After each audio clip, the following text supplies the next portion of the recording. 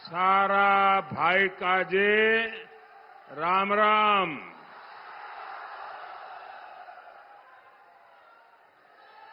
वारलू छे कि नर्मदा मैया की,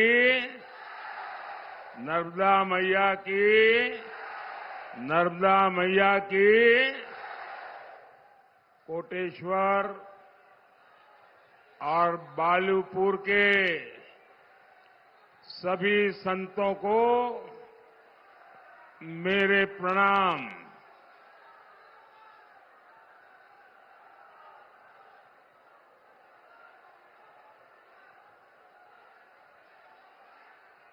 आप सब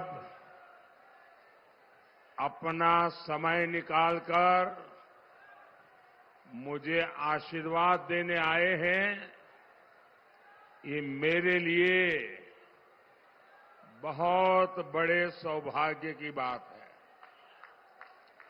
और मैं आपका बहुत बहुत आभारी हूं। आप सब मेरा प्रणाम स्वीकार करिए।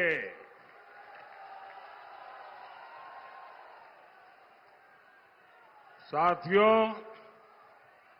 आज सुबह मैं मेरा कर्तव्य निभाने गया था और सुबह मैं वोट कर करके आपके पास आया हूं और मेरा हमेशा मत रहा है कि लोकतंत्र का उत्सव है। उसको हमने नागरिकों ने उत्सव के रूप में मनाना चाहिए। और आज मैं धार में देख रहा हूं कि मेरी माताएं, बहनें, बेटियां जिस प्रकार से परंपरागत वेशभूषा में आई है, जैसे अपने परिवार में कोई अवसर हो, वैसे ये लोकतंत्र का मिजाज है।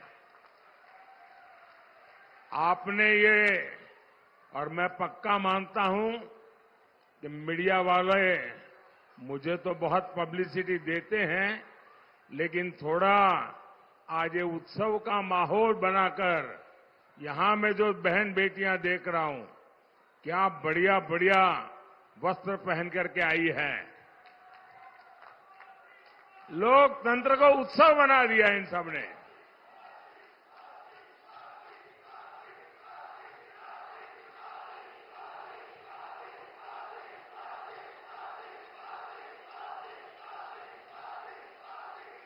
और लोकतंत्र और चुनाव, ये महापर्व होता है लोकतंत्र का। और जब चुनाव में उत्सव का माहौल जब बन जाता है ना, तो मतदान तो बढ़ता ही बढ़ता है, लेकिन जो 18 साल से कम उम्र के बच्चे हैं घर में, उनको लोकतंत्र का महात्म्य क्या है, चुनाव का महात्म्य क्या है, वोट देने का मतलब क्या होता है। एक प्रकार से चुनाव ये संस्कार संक्रमण की प्रक्रिया भी है। लोकतंत्र के प्रति समर्पण को और अधिक प्रभावी बनाने का ये उत्तम से उत्तम अवसर है। और धार के मेरे भाई बहनों ने आज ये माहौल जो बना दिया है उत्सव का, मैं धार के लोगों को बहुत बहुत बधाई देता हूं।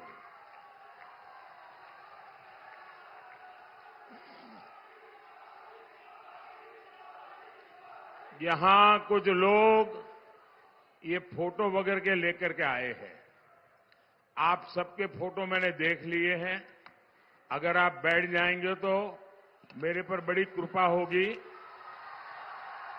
क्योंकि पीछे सबको परेशानी होती है। मैंने देख लिया है, आप तस्वीर लाए हैं, कृपा करके आप बैठिए। नहीं बैठेंगे? उन तस्वीर को नीचे रखिए, आराम से नीचे बैठिए। मैं आपका बहुत आभारी हूं कि आप इतनी मेहनत करके चित्र बना करके यहां लाए हैं, लेकिन आप आराम से बैठिए, थक जाएंगे। बोलो भारत माता की, भारत माता की, भारत माता की। साथियों, 4 जून को अब 1 महीना भी नहीं बचा है। आज तीसरे चरण की वोटिंग चल रही है। पहले चरण में विपक्ष पस्त पड़ गया था, दूसरे चरण में विपक्ष ध्वस्त हो गया था। आज तीसरे चरण के बाद जो इधर उधर कुछ छोटे छोटे टमटमते तारे दिखाते हैं, तारले दिखते हैं, वो भी अब अस्त होना तय हो जाएगा। क्योंकि पूरे देश ने ठान लिया है, फिर एक बार, फिर एक बार, फिर एक बार, फिर एक बार। साथियों, यहां से महू ज्यादा दूर नहीं है। महू में ही बाबा साहब आम्बेडकर का जन्म हुआ था। ये भूमि मेरे जैसे कितने ही लोगों के लिए किसी तीर्थ स्थली से कम नहीं है।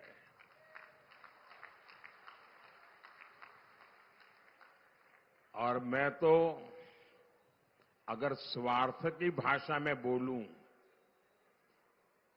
मुझे बोलना नहीं चाहिए, लेकिन अगर स्वार्थ की भाषा में बोलूं तो मैं कहूंगा, बाबा साहब का संविधान न होता तो मोदी इस जगह पे नहीं होता। ये बाबा साहब का संविधान है जिसके कारण आप सब मुझे यहां तक पहुंचा पाए। नहीं तो आज भी एक ही परिवार का राज चल रहा होता।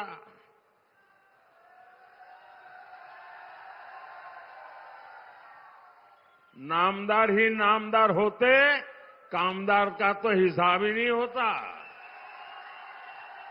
लेकिन ये बाबा साहब के संविधान की ताकत है कि नामदार को हटा के देश ने कामदार को बिठा दिया। और यही वजह है कि कांग्रेस बाबा साहब से नफरत करती है। इसी नफरत में अब कांग्रेस ने एक और चाल चली है। कांग्रेस चाहती है कि संविधान बनाने का श्रेय बाबा साहब को ना मिले, इसलिए अब कांग्रेस ने कहना शुरू कर दिया है कि बाबा साहब का योगदान तो बहुत कम था। ये संविधान बनाने में सबसे ज्यादा भूमिका, सबसे बड़ी भूमिका ये उनके चाचा देश के पंडित नेहरू जी की थी। क्या ये बात आपके गले उतरती है क्या? मुझे बताइए, हिंदुस्तान का बच्चा बच्चा भी आज जानता है न कि भारत के संविधान बनाने में सबसे बड़ा योगदान बाबा साहब आम्बेडकर का था कि नहीं था? था कि नहीं था? लेकिन इन परिवारवादियों ने पहले देश का इतिहास तोड़ा मरोड़ा, आजादी के महान सपूतों को भुलवा दिया और परिवारवादियों ने अपना महिमा मंडन करने के लिए, अपने ही गीत गाने के लिए, अपने ही वाहवाही करने के लिए झूठा इतिहास लिखा। और अब ये संविधान को लेकर भी झूठ गढ़ने लगे हैं और उसको भी कब्जा करने के मिजाज में है। सच तो ये है कि कांग्रेस का ये परिवार बाबा साहब आंबेडकर को घोर नफरत करता है। कांग्रेस ने आंबेडकर जी की राजनीति को खत्म करने की हर साजिश रची। मैं इसे भाजपा का और भाजपा सरकार का सौभाग्य मानता हूं कि भाजपा के समर्थन वाली केंद्र सरकार ने कुछ वर्ष पहले बाबा साहब को भारत रत्न दिया था। ये जब गए ना, तब मौका आया। मैं इसे भी अपना सौभाग्य मानता हूं कि मुझे बाबा साहब से जुड़े स्थानों को पंच तीर्थ के रूप में विकसित करने का अवसर मिला। साथियों, हार की हताशा में आजकल कांग्रेस और इंडी गठबंधन के लोग एक नई अफवाह उड़ा रहे हैं। ये कहते हैं कि मोदी को 400 सीटें मिल गई तो वो संविधान बदल देगा। ऐसा झूठ चलाते हैं ना। ऐसा लगता है जैसे कांग्रेस वालों की बुद्धि पर वोट बैंक का ताला पड़ गया है। वोट बैंक का ताला पड़ गया है।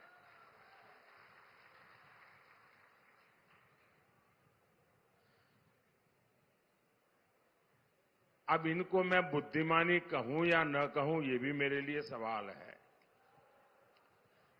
अरे, इनको पता होना चाहिए 2019 से 2024 ये जो 5 साल मैंने सरकार चलाई ना, और 2019 में जो आपने वोट दिया था, 2019 से 2024 मोदी के पास एनडीए प्लस के रूप में 400 सीटों का तो समर्थन था ही था। अब ये इनको इतनी भी याद नहीं है। वो ऐसी तरह जनता ने उनको मारा है, ऐसा मारा है कि अभी तक होश नहीं आया है।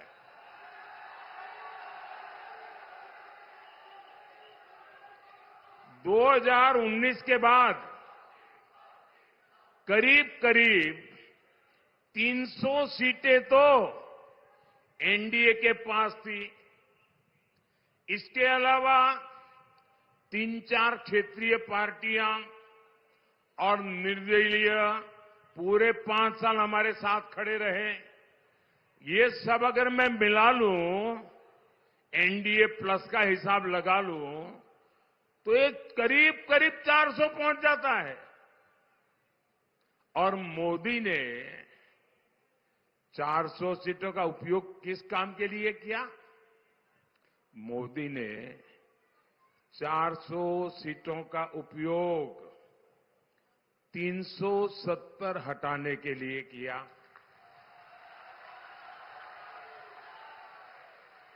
मोदी ने 400 सीटों का उपयोग SC/ST के आरक्षण को 10 साल आगे बढ़ाने के लिए किया।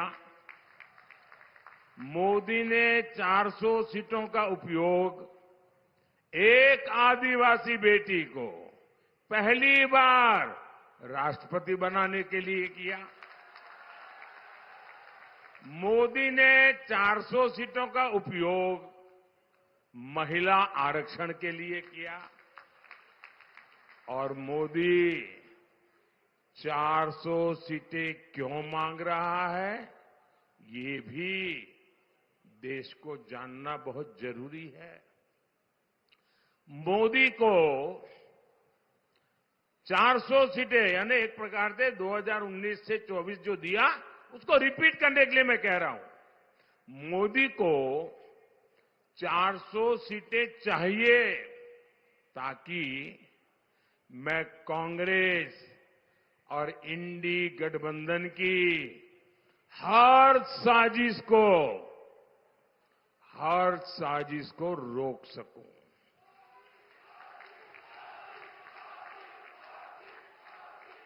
मोदी को 400 सीटें चाहिए ताकि कांग्रेस कश्मीर में धारा 370 को फिर से वापस लाकर के चिपका न दे,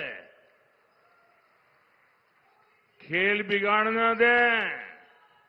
मोदी को 400 सीटें चाहिए ताकि कांग्रेस अयोध्या में राम मंदिर पर बाबरी ताला ना लगा दे।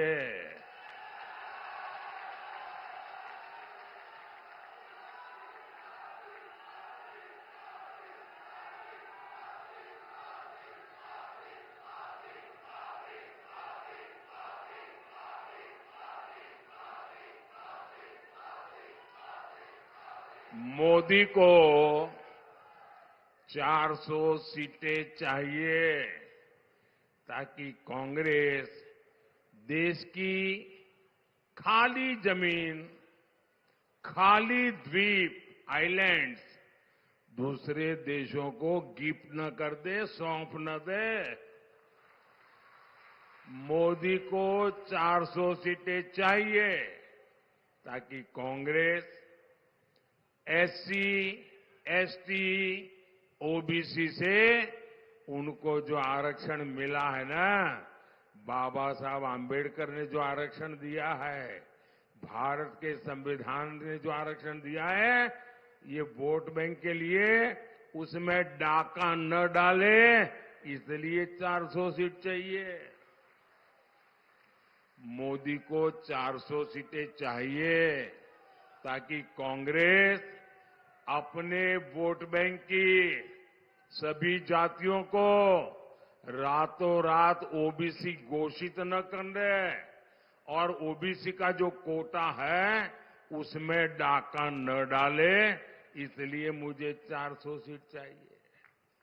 साथियों, पिछले 2 सप्ताह से 14 दिन हो गए जब मैंने कांग्रेस को 3 बातें लिखकर देने की चुनौती दी थी। मैंने कहा था लिख करके दो, 140 करोड़ देशवासियों को लिख करके दो कि धर्म के आधार पर आरक्षण नहीं दोगे। मैंने सही कहा कि नहीं कहा भाई? सही कहा कि नहीं कहा? मैंने दूसरा कहा था मुझे लिख कर दो, 140 करोड़ देशवासियों को लिख कर दो, एससी, एसटी, ओबीसी का आरक्षण आप कभी भी नहीं छीनोगे।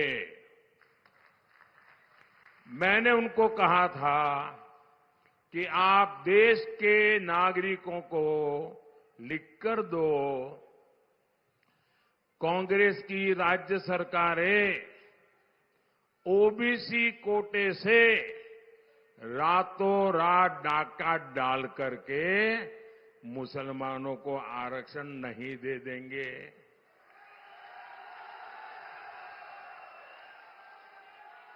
अब मेरे 3 सवाल, बहुत सिंपल सवाल है साहब। लेकिन कांग्रेस चुप बैठकर बैठ गई है बन करके, मुंह पे ताला लगा दिया है उसने। ये चुप्पी खतरे वाली चुप्पी है भाई। उनके अंदर खेल है और मैंने अब उनके दिमाग का एक्सरे निकाला है। वो आपका एक्सरे निकालने वाले हैं ना, तो मैंने सोचा पहले इनका दिमाग को देखूं अंदर है क्या।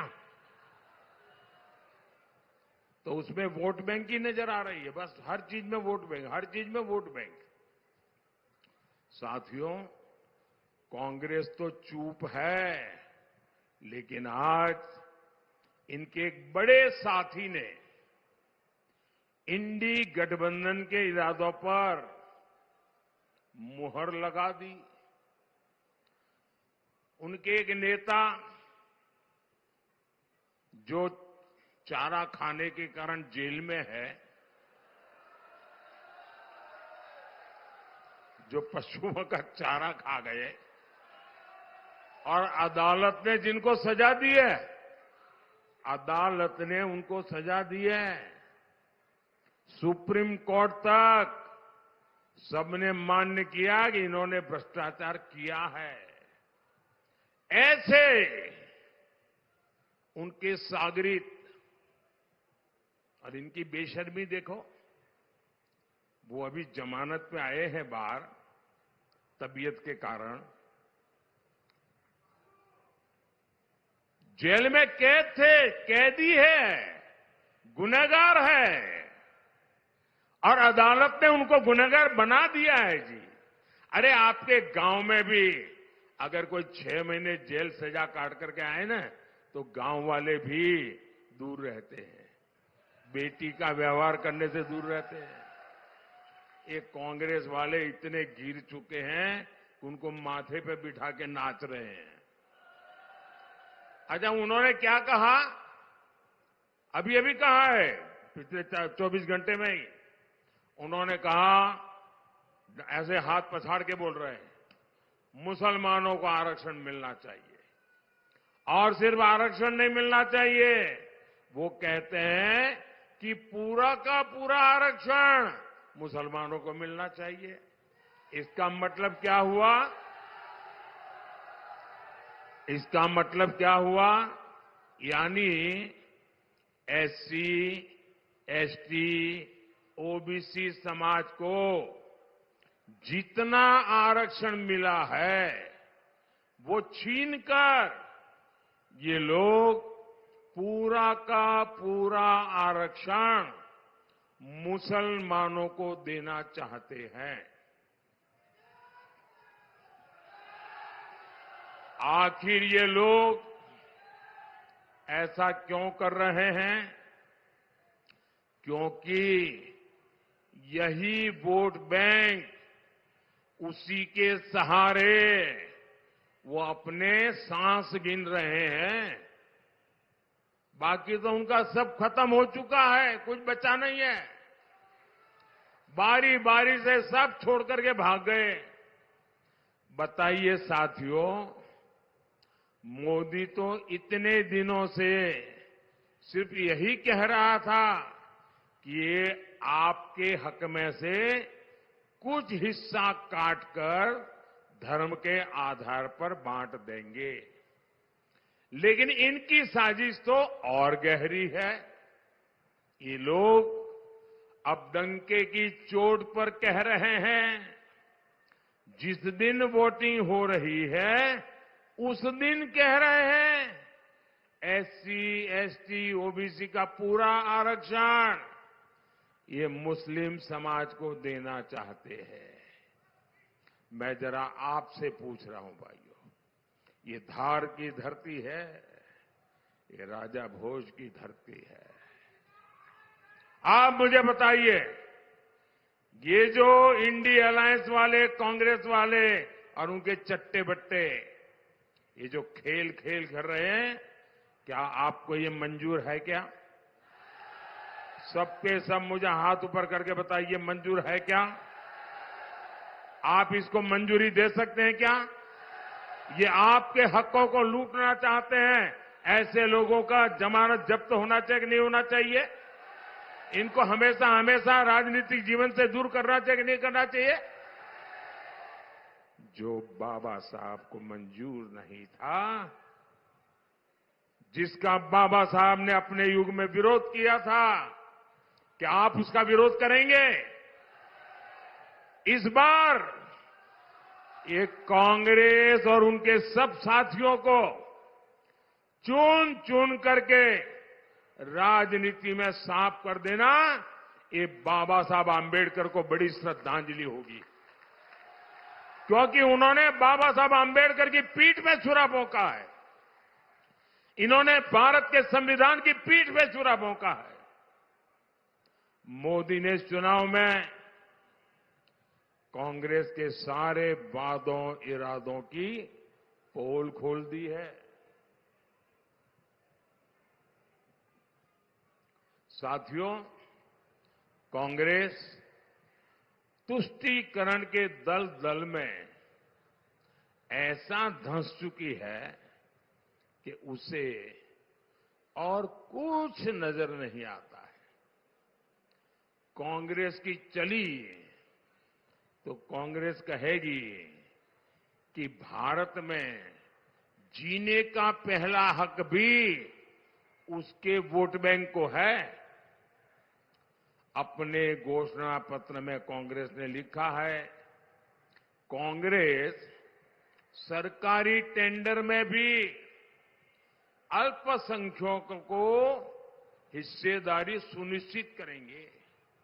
यानी कांग्रेस ठेकेदारी में भी धर्म के आधार पर कोटा देगी। कांग्रेस का इरादा खेलों में भी अल्पसंख्यकों को प्राथमिकता का है। यानी क्रिकेट टीम में कौन रहेगा कौन नहीं रहेगा, ये कांग्रेस अब धर्म के आधार पर तय करेगी। मैं आज कांग्रेस से पूछता हूं, अगर ऐसा करना ही था तो 1947 में 1947 में जब देश आजाद हुआ तो कांग्रेस ने भारत माता का 3 टुकड़े क्यों कर दिए?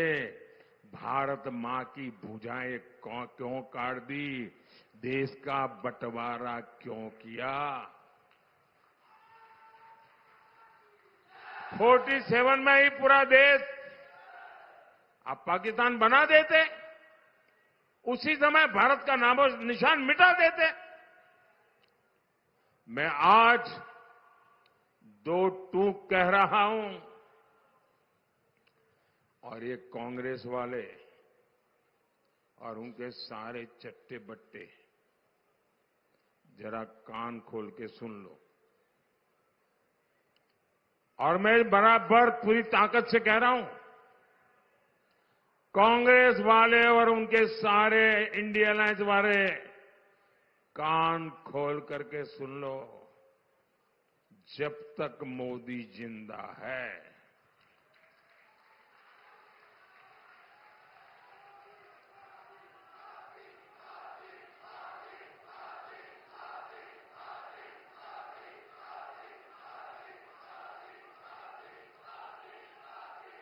जब तक मोदी जिंदा है, नकली सेक्युलरिज्म के नाम पर, सूडो सेक्युलरिज्म के नाम पर भारत की पहचान मिटाने की कोई भी कोशिश मोदी सफल नहीं होने देगा।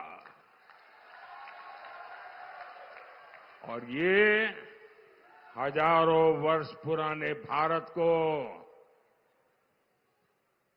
उसकी इस संतान की गारंटी है। भाइयों और बहनों, मोदी भारत को विकसित बनाने के मिशन पर निकला हुआ है। मोदी आया तो करोड़ों परिवारों को पहली बार पक्का घर मिला। माताओं बहनों को टॉयलेट मिला। मोदी ने दलित आदिवासी परिवार की माताओं बहनों को गरिमापूर्ण जीवन का अवसर दिया। 50 साल तक गरीबी हटाओ का सिर्फ नारा लगाने वाली कांग्रेस अब गरीब को मिल रही सुविधाओं से भी नाराज घूम रही है। कांग्रेस के नेता कहते हैं कि मुफ्त इलाज की योजना को बंद कर देंगे। कांग्रेस के नेता कहते हैं कि मुफ्त अनाज की योजना को बंद कर देंगे। भाइयों बहनों, मोदी मुफ्त अनाज देता है। क्यों? क्योंकि गरीब के घर का चूल्हा जलता रहना चाहिए। गरीब के घर का चूल्हा बुझना नहीं चाहिए। गरीब का बच्चा भूखा सोना नहीं चाहिए। और कांग्रेस कहती है कि अनाज देना बंद कर देंगे, इलाज मुफ्त करना बंद कर देंगे। आप मुझे बताइए, क्या आप कांग्रेस को ऐसा करने देंगे? करने देंगे? करने देंगे? क्या कांग्रेस को एमपी में एक भी सीट जीतने देंगे? एक भी सीट जीतने देंगे? भाइयों और बहनों, कांग्रेस के समय में गरीब अगर कुछ भी करना चाहता था तो सबसे बड़ा सवाल होता था कि गरीब की गारंटी कौन लेगा। आप उस दर्द को, गरीब की उस बेबसी को समझिए। उस गरीब के मन में कुछ करने की, कुछ बनने की इच्छा होती थी, लेकिन कांग्रेस की सरकार, कांग्रेस की बनाई व्यवस्था उस गरीब पर भरोसा नहीं करती थी। कांग्रेस सोचती थी गरीब पैसा लेकर भाग जाएगा। महलों में रहने वाले कांग्रेस के नेताओं को पता नहीं, गरीब भागता नहीं है। गरीब मेहनत करता है, गरीब सूखी रोटी खा लेगा, लेकिन गरीब कर्ज लेकर घी नहीं पीता है।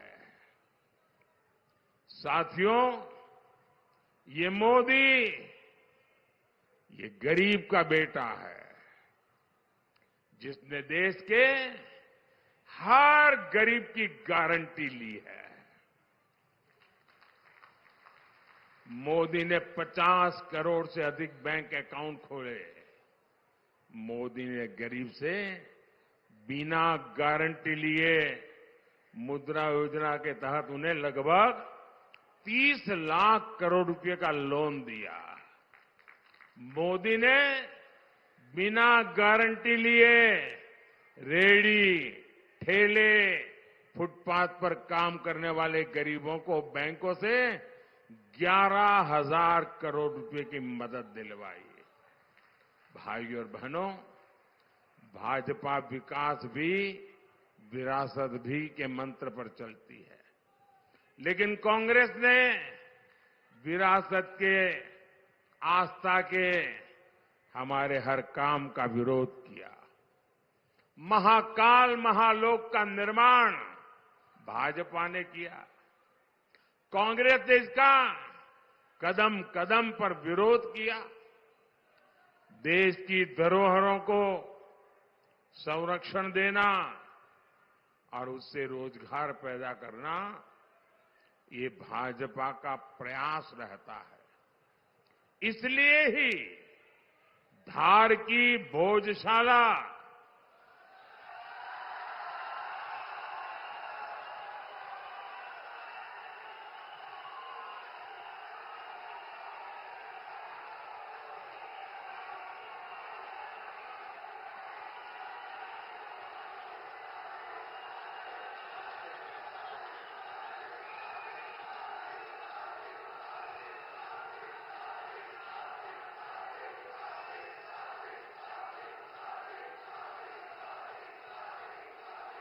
धार की भोजशाला बाघ गुफाएं, मांडू का जहाज महल, ऐसी जगहों पर भाजपा सरकार सुविधाओं का विस्तार कर रही है। साथियों, बीते 10 सालों में यहां इंफ्रास्ट्रक्चर के इतने सारे काम हुए हैं। दिल्ली मुंबई एक्सप्रेसवे बनने से सबका जीवन आसान हो गया है। अभी कुछ दिन पहले यहां पर एक टेक्सटाइल पार्क का भी शिलान्यास हुआ है। ये पार्क बन जाने के बाद एक तो यहां के कपास किसानों को बहुत फायदा होगा। यहां पीथमपुर इंडस्ट्रियल जोन है। आने वाले 5 सालों में यहां नए उद्योग आएंगे और इन सब का लाभ इस क्षेत्र के मेरे नौजवानों को होने वाला है। साथियों, 13 मई को आपको महिला शक्ति को प्रणाम करते हुए वोट करना है। धार से बहन सावित्री ठाकुर, वहीं रहिए, दोनों साथ खड़े रहिए। धार से बहन सावित्री ठाकुर और रतलाम से बहन अनीता नागर सिंह चौहान, इन दोनों को हर बूथ पर जिताना है।